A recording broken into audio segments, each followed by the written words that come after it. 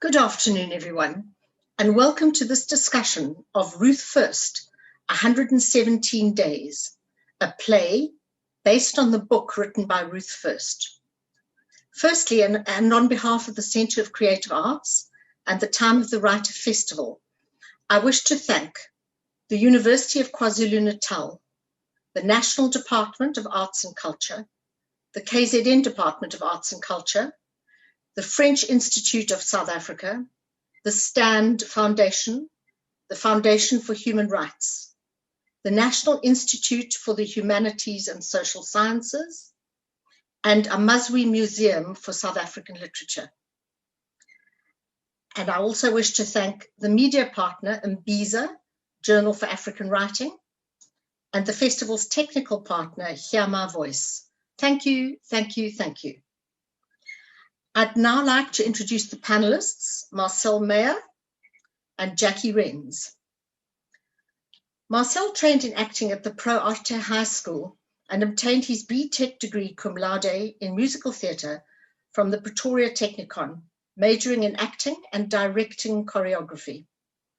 Since graduating, Marcel has played leading roles in several plays by Shakespeare and Tennessee Williams to great acclaim on stages across South Africa, Europe, and the United States of America. He has created music and lyrics for several original South African musicals. These include Bangbrook Mountain, In Briefs, and most topically, The History Girls, which any of you in Cape Town will be able to catch in the next few days. His theatre credits are numerous and varied, as are his Fleur de Cap and Naledi nominations and awards. Jackie Rens received her BA drama degree in 1999 from the University of Pretoria. In 2003, she graduated with a national diploma in musical theatre. She then went on to further her career as a freelance performer in many genres, including educational theatre, musicals, film, and TV work. She joined the Tshwane University of Technology's Department of Performing Arts in 2007. And in 2012, she was actively involved in helping to establish the Oakfields College Faculty of Musical Theatre and Dance, where she is currently the head of department. Of her many theatre experiences, she regards her work on Ruth First as one of the most rewarding.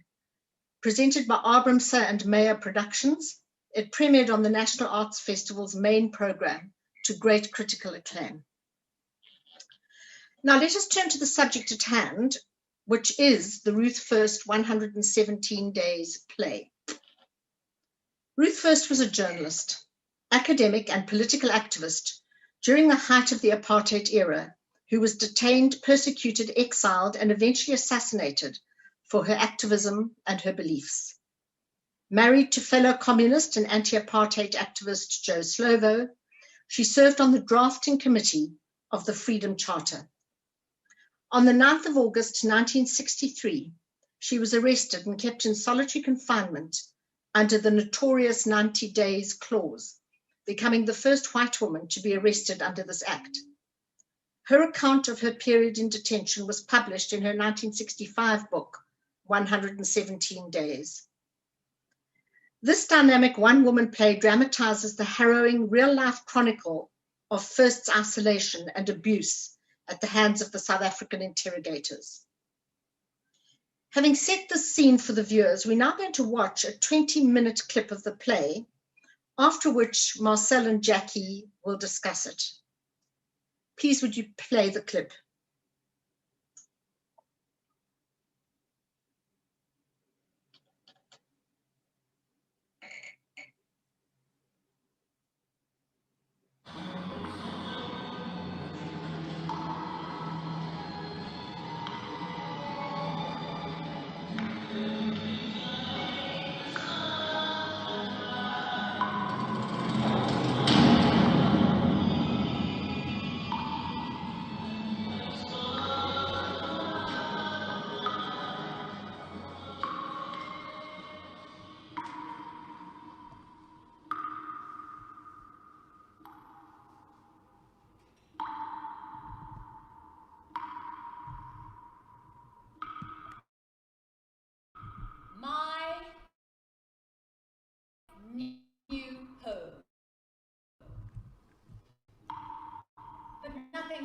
to make a life. Concrete, cold. The bed looks forbidding, but is a refuge from the stone walls and floor. Cold to sit. I lie, extended on the bed, trying to measure the hours, days.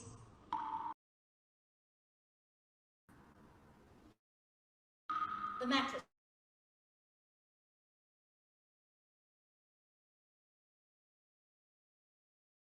is lumpy. This bed is to become my refuge from the cell. This cell is to become my world. Left long enough, I fear I may become one of those colourless insects that slither under a world of flat grey stone, away from sky, sunlight, grass, people.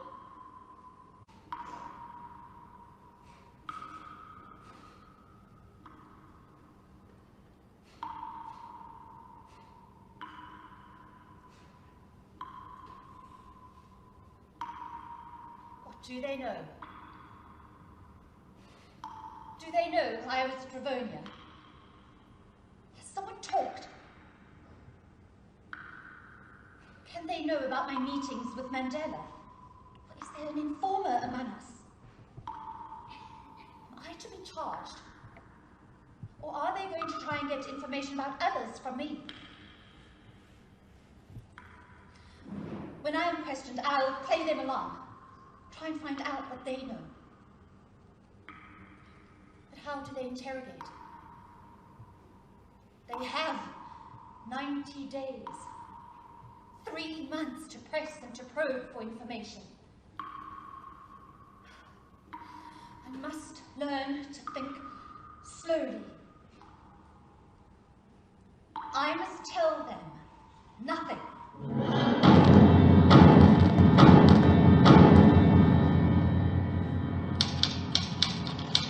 One month before my arrest, in July 1963, security police arrested Nelson Mandela and other political leaders in a raid on a house in the Johannesburg suburb of Ravonia.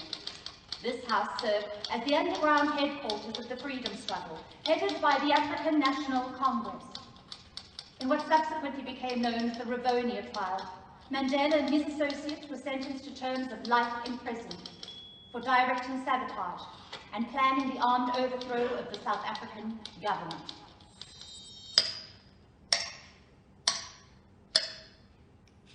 While time is passing, it crawls. And when it has passed by, it has flown past all remembrance.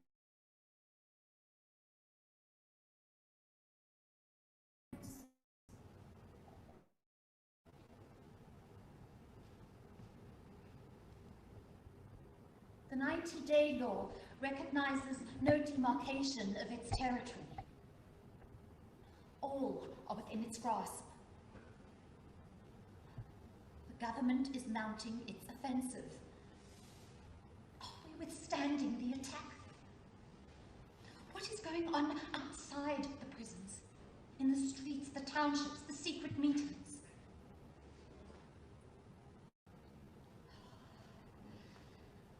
I must tell them nothing. You know why you're here? No. It's about time someone told me. You're here to answer questions. What questions? We have certain questions to put to you. Will you answer them?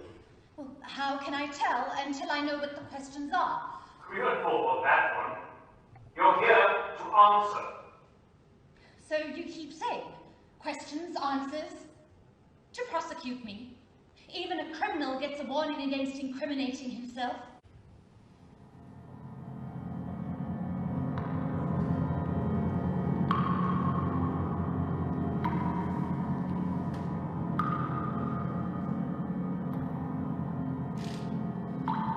They drill away.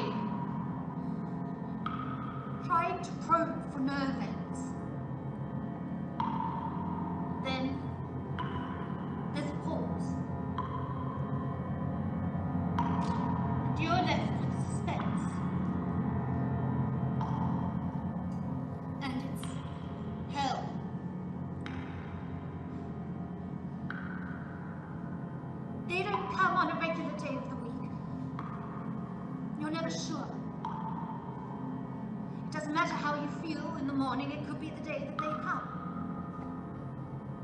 You can't say, I relax today. Yet, the interrogation is a break in the suspense. Until it is on top of you. Even the interrogations become routine, the same questions again and again. The same interrogation again and again. What were you doing at Colonial? What are you trying to hide? We know you have the information we want. We know more than you think. You forget, this is the first period of 90 days. There can be another after that, and yet another. Don't underestimate us. We have our sources. Where is your husband now? Why did he leave the country? I wouldn't tell you if I knew. You're an obstinate woman, Mrs. Slovo. But remember this, everyone cracks sooner or later. It's our job to find the cracking point. We'll find yours, too.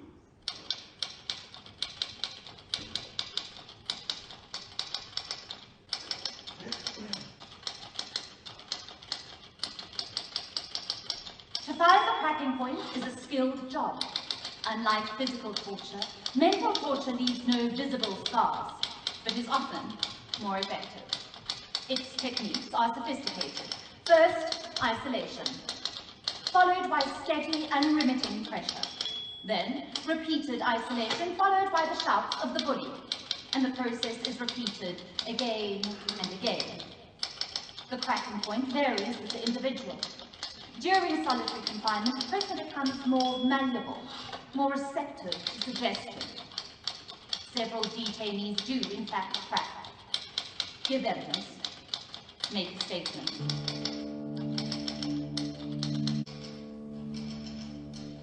In the aftermath of Sharpeville, a group of young white liberals formed the African resistance movement. In July 1964, the movement suffered its greatest setback when police raided the house of a 24-year-old Adrian Lethbridge. Under relentless interrogation, Lethbridge cracks, implicating his comrades and turning state witness. It is not easy, he says, to give evidence against those you love, your friends. If I stood to get 5 or even 10 years, I would never give evidence. But I was told on numerous occasions, we have enough to hang you.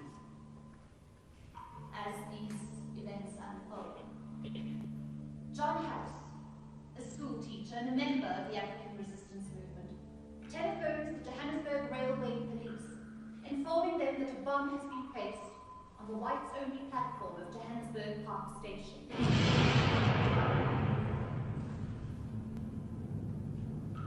Moments later, the bomb explodes, killing a 77-year-old woman and injuring 23 others.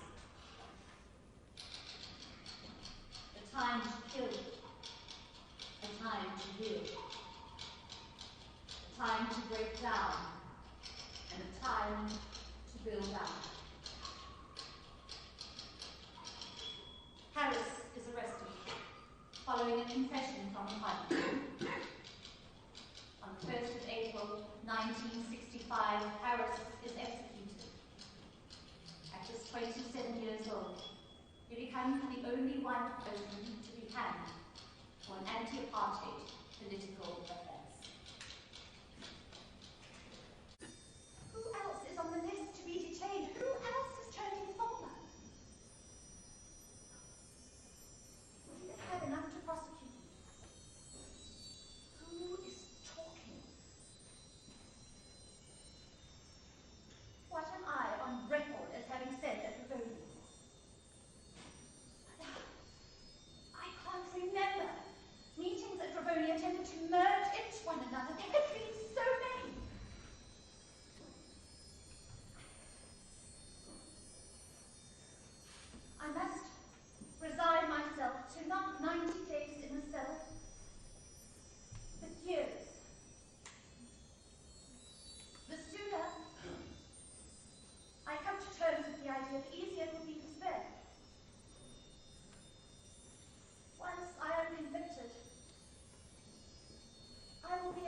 read, to study,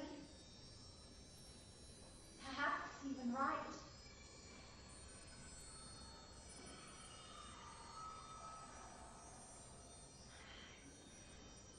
I must think of the children. They will be elsewhere where they can grow up without the continual reminder of being prisoners. And they will have Joe. I've always needed him so. He will give them his confidence, his optimism, his humor. I mustn't think of the children. Still not willing to answer our questions? How can I answer questions unless I know if I'm to be prosecuted? You're going to be prosecuted. Alone or with others? With others. You've got a suitcase to pack. Where am I going? Pretoria. Why am I going to Pretoria? A more permanent home for you, Mrs. Slovo.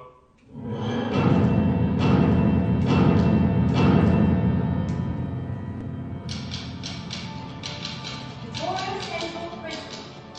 Pretoria, the heart and capital of the apartheid empire, where the Rivonia accused are waiting trial on a capital charge, each under 90-day detention, each in a solitary cell. A more permanent home for me.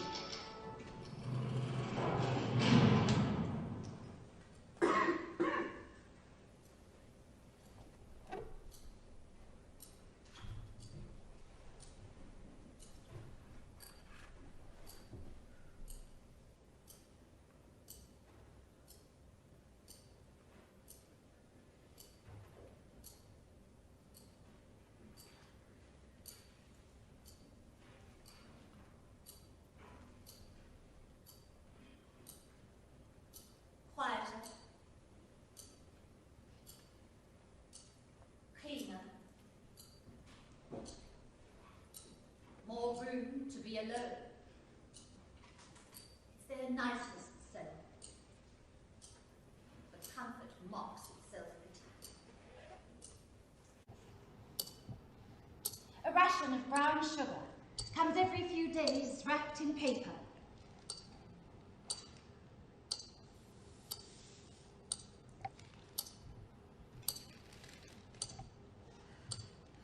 Printed paper.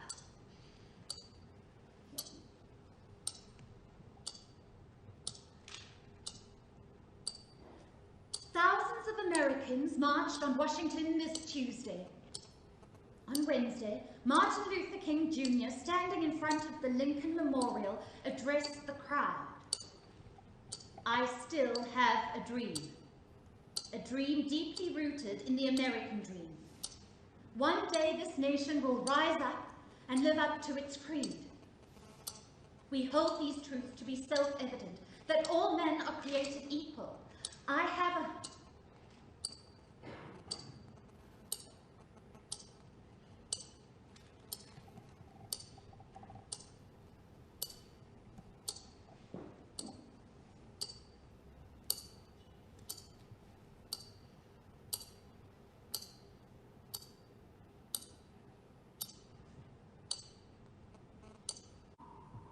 Dead man band.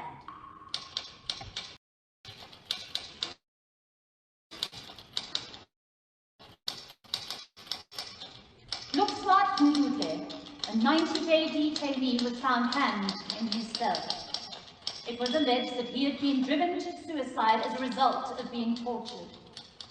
At his inquest, the counsel to his widow said he could call 20 witnesses who would allege gross brutality had been committed by the police in order to make them talk. One of them, Isaac Klale, gave evidence.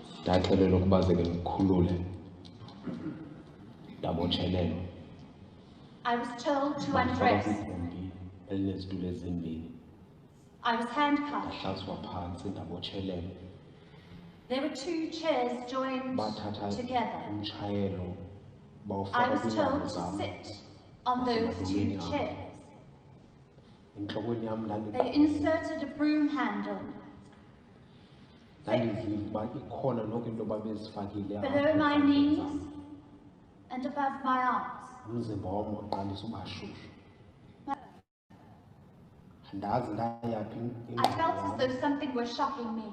but ndavele ndalahleka They did it andazazi twice. ukuba ndiphi Thereafter, I lost consciousness. ndakhutshwa kweli gumbi When I left the room, I could see Look Smart waiting. thathwa nomfana Look wahlaliswa Smart phantsi was taken, wathi ephuma and when he returned, his face was wabuye sweating, ngcacazela and the veins on his neck had turned green. ndizibona ukuba I could tell he intamo had yakhe suffered luhlaza severe pain. ndandibona nayo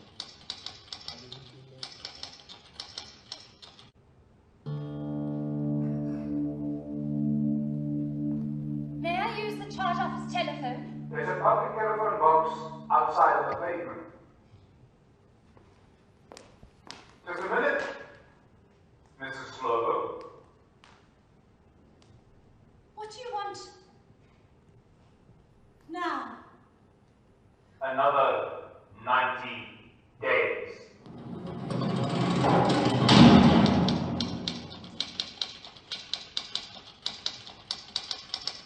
This is how 90 days work. Arrest and re-arrest. Forster had said, this side of eternity.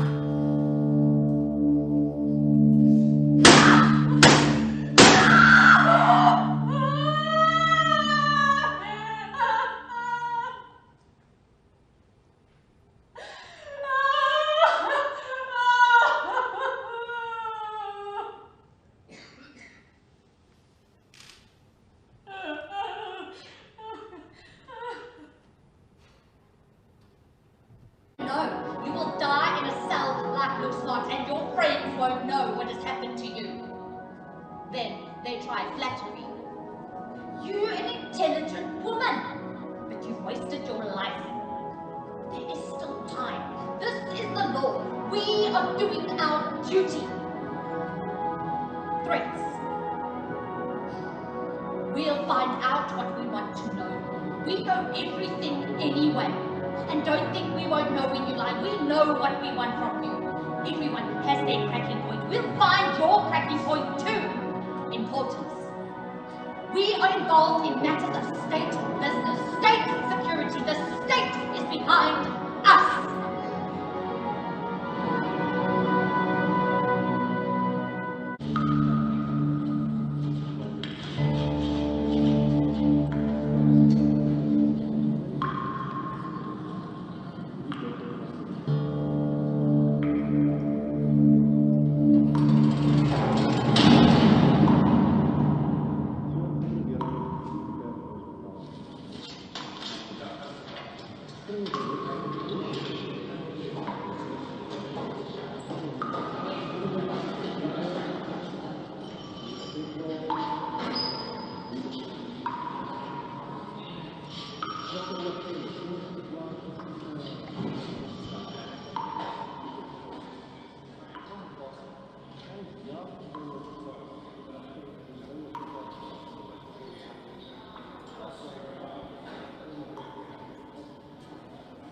know why I was released.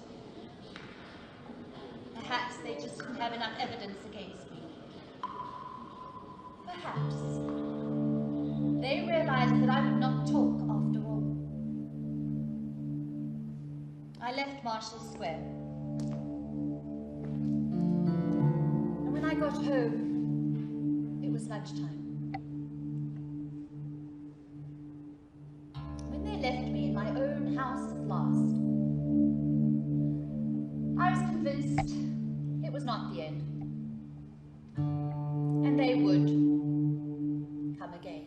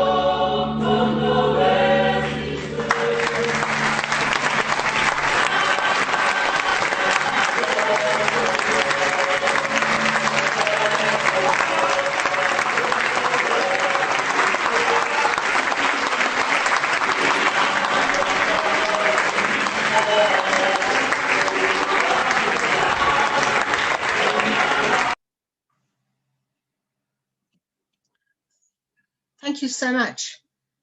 That was really interesting, and gosh, it's powerful stuff there. I'm going to kick off by asking Jackie a question first. Jackie, what inspired you to create 117 Days as a theatre production?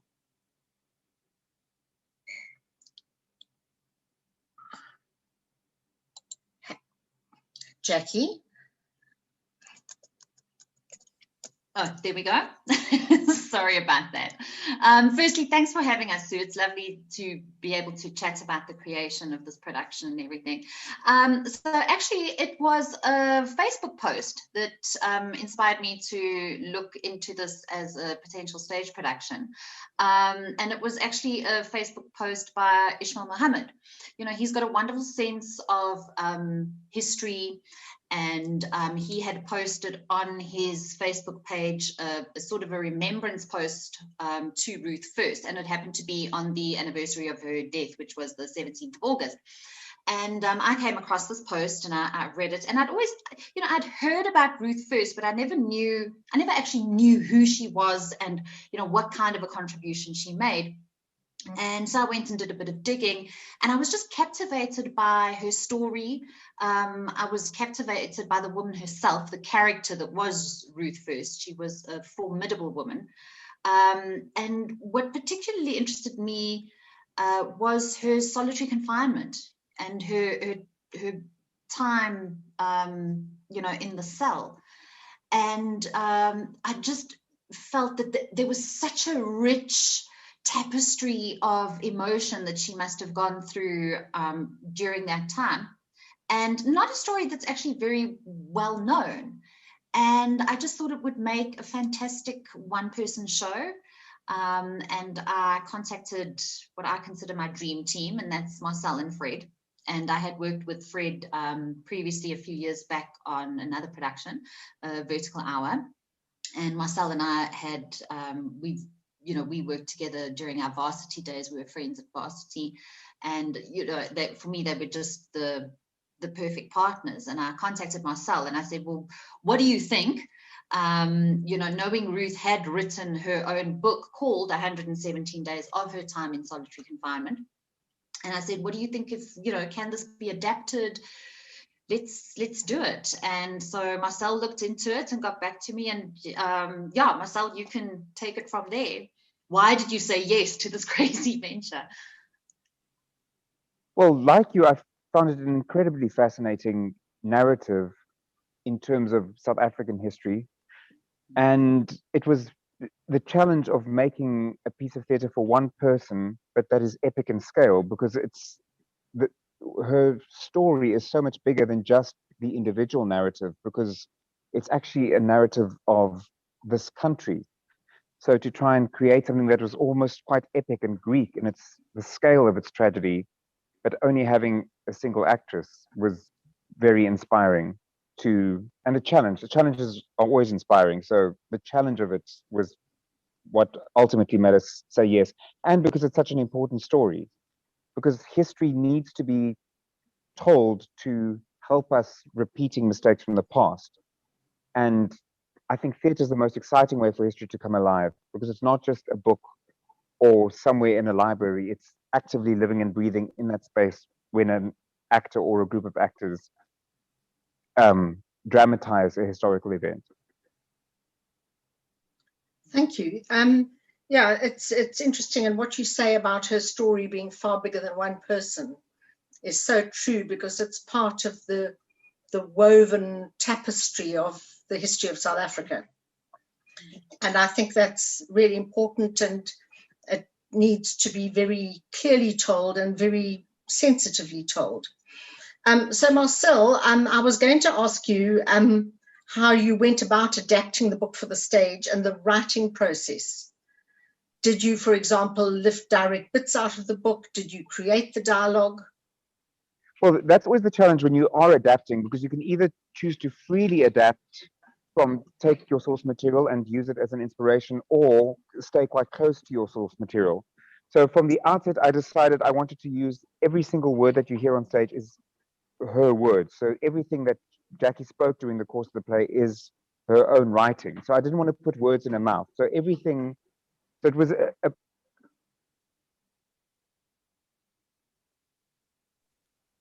a lot of space to tell, and then you only have an hour and a bit in a one-person show. So it was that delicate balance of what you leave in, what you leave out. And what was very useful was Ruth First had herself adapted the book into a film called 90 Days.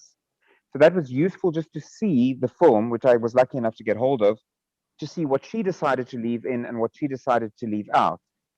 But so she did a bit of an edit for you, in other words. She did an edit for me, but some of the stuff that she actually left out, I thought might be quite useful in the stage production. So it was, we kept stuff in that she had decided to leave out in her sort of dramatization of her own memoir.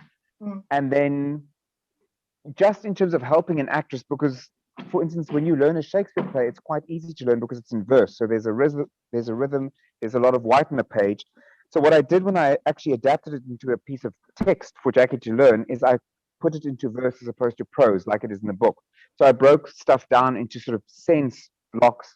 So there was a lot of white on the page, which would make it easier for her to learn, because it's a mammoth thing to have to learn an hour and 10 minutes of non-stop talking. So I tried to make it easy for the actress to learn. And I broke it down into smaller units so that we sort of had these units of scenes.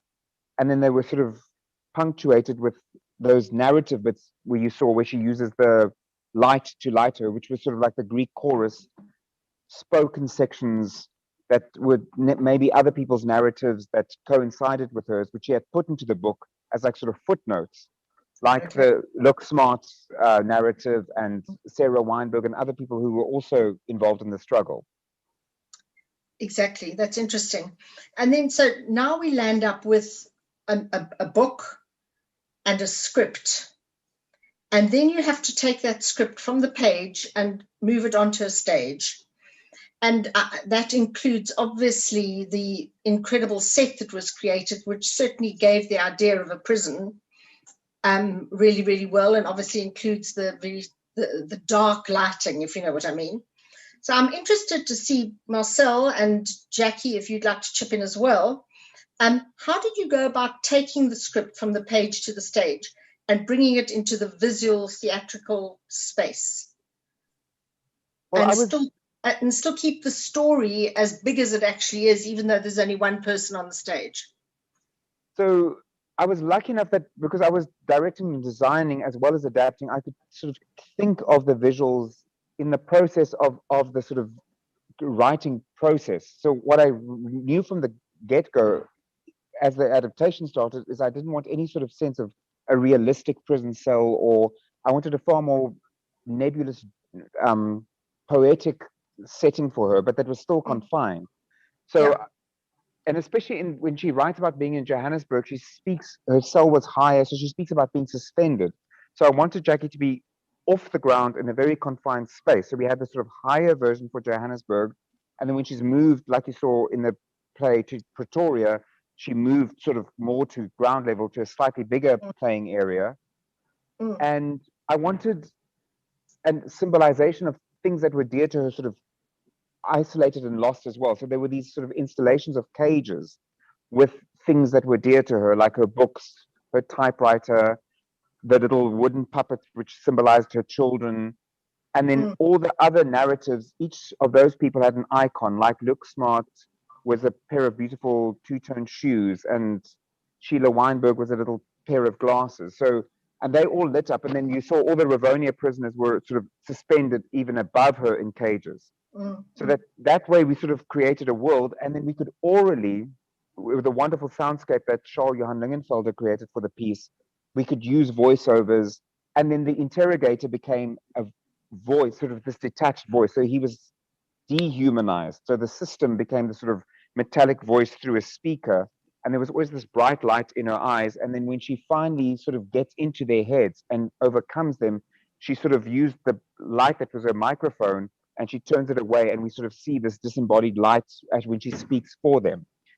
So the design element sort of gradually developed during the adaptation, sort of in my head, and then as we worked it in the room, and then also stripping all color out of it till that final image when she dresses in the beautiful sort of red two-piece for that final image. And then the letter bomb was obviously done with a sort of cascade of falling red envelopes at the end of the play. I must say the costumes were also, I think, a very telling part of the image you were trying to create. Absolutely, because she was such a fashion icon for her day. Lady. So yes, she was sort of like the stylish communist, everything you wouldn't think of a communist being. She was so beautifully dressed. I mean, Elizabeth Taylor was her idol, so she was always impeccably groomed, beautiful dresses, beautiful shoes. So I wanted to sort of give the audience a sense of that. So we had at the top of the tail that beautiful black costume she wore, the sort of Dior look, and then it's stripped away when she's in prison, just to the jersey and the little pants, and then that final iconic look where she overcomes them. Magnificent. At the end of the play. And I'm sure that carry on, Jackie. Sorry, Sue. I also just wanted to point out how cleverly Marcel also pulled through a lot of symbolism. The fact that Ruth's writing was so important to her. And, like Marcel said, the typewriter, but then also what one perhaps didn't see in the video was all across the floor were pages from books, torn pages from books, all over. And again, using, the small space, and this is what I really love about working with a writer / director / actor, is because his stylistic choices really assist the acting process. Because having that confined space was a practical decision, but also it really helped with that continual claustrophobia that Ruth felt. I mean, the entire performance space was, Marcel, how big was it? I think the actual Pretoria section was like 2 by 2, so it was very small, and then even less in Johannesburg when you're on the raised metal platform. So I really tried to confine Jackie as much as possible. Okay. And I also think, Jackie, and I'd be interested in your comment, I mean, not only did you have that confine of space, but hugely helped by the symbolism of the set. Surely at the back of your mind all the time is that you're playing a well-known historical figure. This is not fiction, this is for real.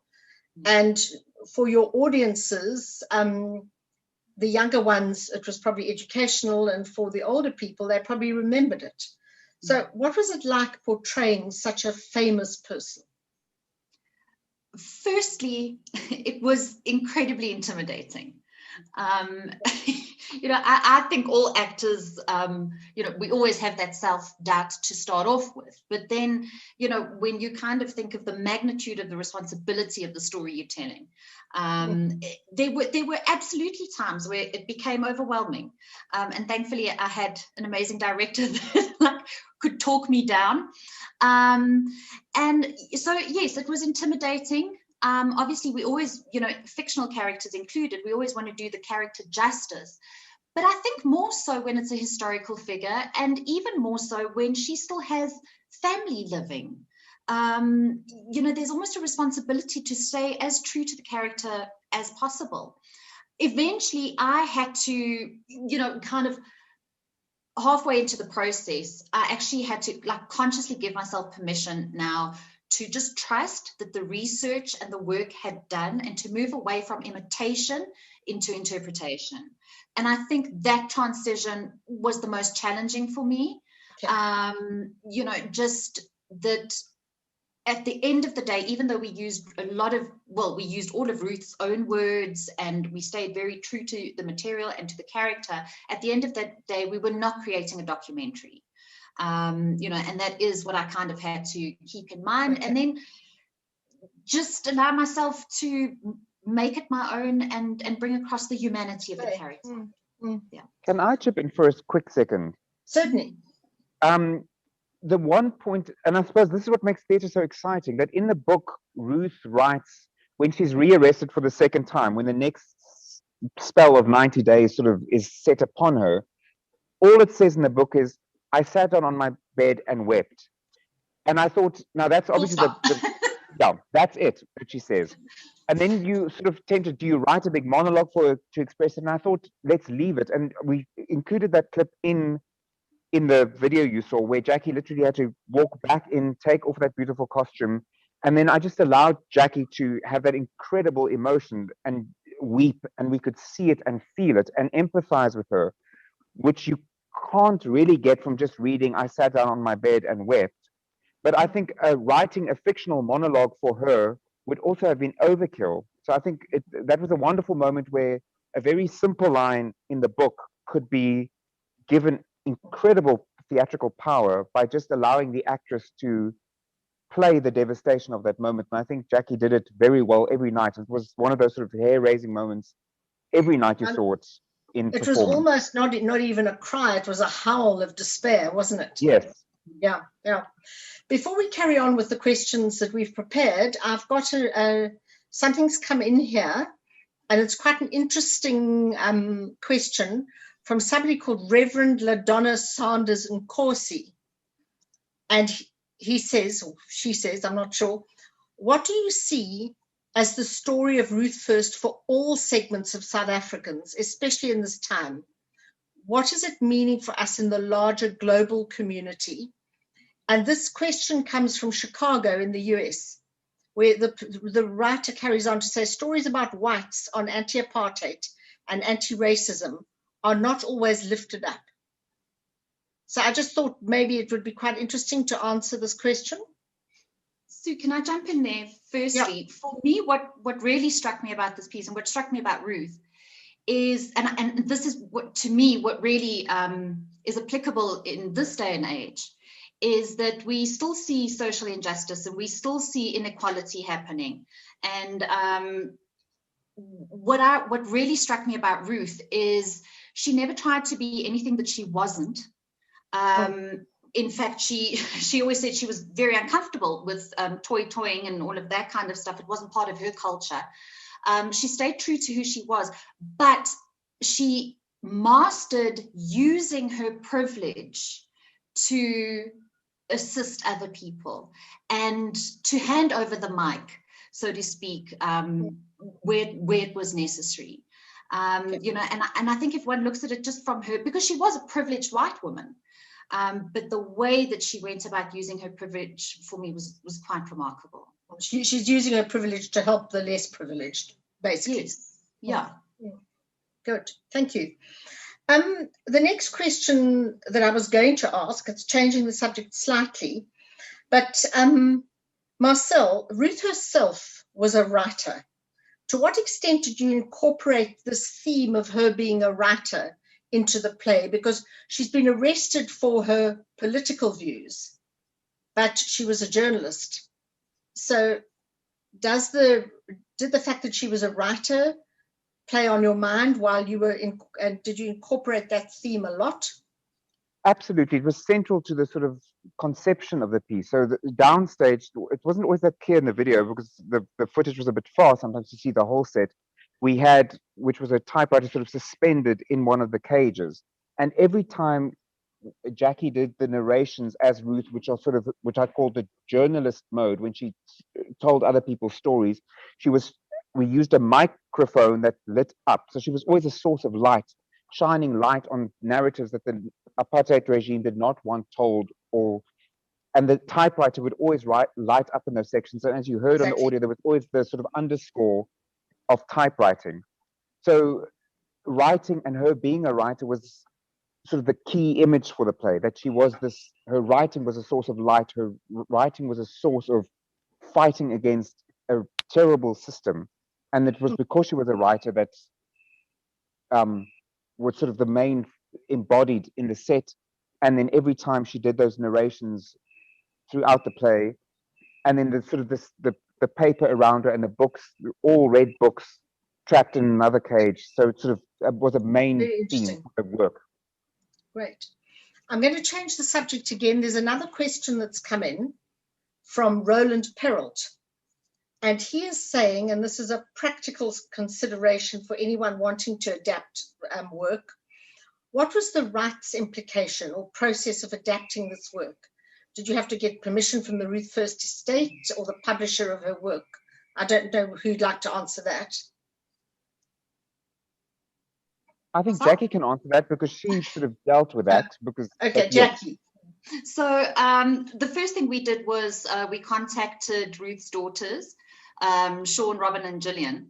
They are, I'm not sure what the legal terminology is, but they basically control, you know, the rights on Ruth's story and all of that. And they were incredibly gracious, which I think sort of surprised me, because I think if someone wanted to, you know, do a play about my mother, I might have been a bit more precious. But they were incredibly gracious and very willing to share and have her story told again. And their only request was, you know, when we spoke about royalties and arrangements like that, their only request was that we would make a donation to the Two Sisters charity, which is an organization that's established for children that have been orphaned by the AIDS pandemic. And we asked them if they wanted to, you know, proofread anything, and they really just allowed us to, they basically gave us free rein to move ahead with the project, but we did have to obtain permission from them. Yeah, and so that was our process. If it had been held by a publishing house or something like that, I think the process may have been a bit different. It's interesting because I was involved yesterday in talking about the Andre Brink and Ingrid Jonker love letters that were published as Flame in the Snow, and there the rights had to come from the publisher, and they were very expensive. But then eventually a very short time was allowed, and it was not a play; it was a staged reading. So it's obviously depends on what you're going to do with it. Yeah. Yeah. But at the same time, I think the family would like the story to stay alive. And obviously, if the publisher's involved, he wants to sell books. So even if it's expensive, I think the odds are that you will always get permission to do so. I would imagine.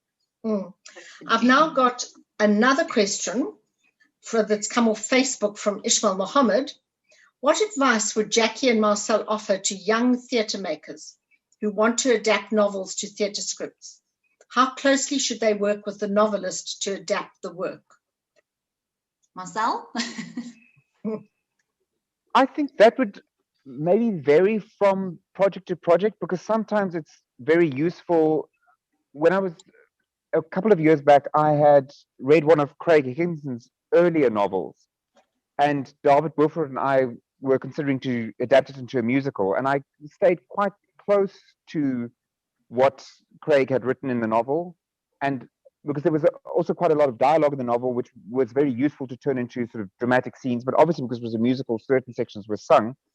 And I eventually showed Craig the draft we had done, and he, having read the first draft of the libretto, said, you can afford to even move further away from the book if you wanted to. So I think a lot of novelists are quite open to, because a novel is a novel and a play is a play. So I think one should sometimes be fearless in how you bring it to the stage and not too precious, because it is a different medium. But you must always be checking in with yourself that you are still staying true to the essence of what that original source material is. You don't want to throw the baby out of the bathwater, but you've also got to be free enough to say, this is a new medium and we need to play to the strengths of this medium, because a novel has its strengths that are a novel strengths and a play does something very different. Yeah. Because just a play on stage would also be deaf for an audience because it's very different. Yeah, I think that's right. I also think you have to balance that. If, for example, you're adapting a novel, you'll get people who would say, this is my favorite novel in all the world, and now look what they've done. So you have to get that. There's a balance, there's a golden mean, I would imagine. Yeah. Yes, I agree. Okay, we're getting towards the end here, but I would like to put a question to both of you, Jackie and Marcel. What kind of feedback did you receive from the production? Perhaps after performances and so on? And why do you think it's important to tell these stories in a way that is more than just the printed word? Jackie, do you want to start? Sure, I'll start. The responses we got were quite overwhelming sometimes, especially from the younger generation, which I just loved. Robin Emsley Williams at the Grahamstown Festival brought a group of her students to watch the production, and afterwards we actually had a Q&A with them, and they were captivated. I mean, I think we sat there for like 2 hours afterwards just chatting, and they just wanted to know more and more and more. And I think really this kind of, and I love Ishmael Mohammed's phrase of museum theatre. I think this sort of museum theatre really brings history into the present, especially for young people, and it makes it live. It makes it a living, breathing thing. And then especially to have direct Q&As afterwards, where people can engage and discuss and analyze and question. I just think it creates a really dynamic interaction, instead of, you know, just seeing something in history books that a teacher might be rambling through and that kind of thing. So for me, this kind of thing is really exciting, particularly for the younger generation. And also it becomes an educational tool, as the arts should be, which is very important too. Marcel, you were going to say? Yes, I agree with Jackie, because I've always been a great lover of history and a great lover of the theatre at the same time. But history is something in the past, whereas theatre is always in the present, because tomorrow's performance is not the same as today's. And I think when one does historical plays, and I think that's why Shakespeare took so much time to write those histories of England, because as much as they were histories of England, they were contemporary plays of his time, because you could say stuff about now by referencing the past, but bringing it so immediately alive. And I think that's what makes theatre so unique. And that's what I can't wait for the pandemic to be over, that we can get back into theatres and be together, because it's about being in the room with those people. You are in the room with Ruth First, with you are sort of when you're reading her words in the book, but to be in the room with a living speaking actress and communally sharing that experience and making that history present again, because it is so alive and present in that moment, is what is always so rewarding in doing a project like Ruth First or History Girls now, when you get to visit these incredible people who have shaped and allowed us to be where we are. And by remembering that and not just forgetting it, because it's so easy to forget history. And I think plays and films to a certain degree, but especially live theatre, makes it so viscerally alive that no other medium can do. That's really interesting. Thank you. We are slightly running out of time. We've got a couple of minutes left. So before we sign off, I wonder whether there's anything that the two of you would like to say to our audience who's watching us in their virtual chambers somewhere else, because of COVID and we can't do this live. But any sort of final closing thoughts from either of you? We shall return. Yeah, I think let me just start there. Theatre will be back. I think the theatre has actually never left us. But I must just say, given the current extent of many artists' situations, I just really want to appeal to the public to put pressure on the decision makers to support the performers and the artists so that we can revive the industry when we are able to go back to a fully functioning theatre industry once again. So it's just a little bit of a activist punt from my side, but Good. I think we all just need to keep the pressure on for the powers that be to do the right thing and support the revival of our industry. Thank you, Jackie. And Marcel, to close off. To close off, just thank you for having us. And it's just an incredible thing that there is always this synergy between the printed word and the stage, because we always rely on writers, and without great writers, and especially if people are novelists and stuff, that they should sometimes consider also writing for the stage, because it's an incredible medium that speaks so directly to an audience. So the more writing there is, the more there is for directors and creative teams to put on. So that's always this wonderful synergy between writers who maybe don't want to write to give their rights to other dramatists to adapt, and for playwrights to keep writing and bringing incredible stories to our stages one day when it's safe enough for us to gather again in large groups and share these incredible narratives. Well, it doesn't seem at the moment as though there are any more questions. I'm checking on the Q&A and the chat, and I think we've got through them all. So I'd just like to finish off by thanking the Time of the Writer Festival for inviting us to do this today, and also to hear my voice for their incredible and efficient technical support. It's run very smoothly. And thank you very much indeed for sharing your thoughts with us. Thank you. Bye-bye. Yes. Bye-bye. Thanks so much.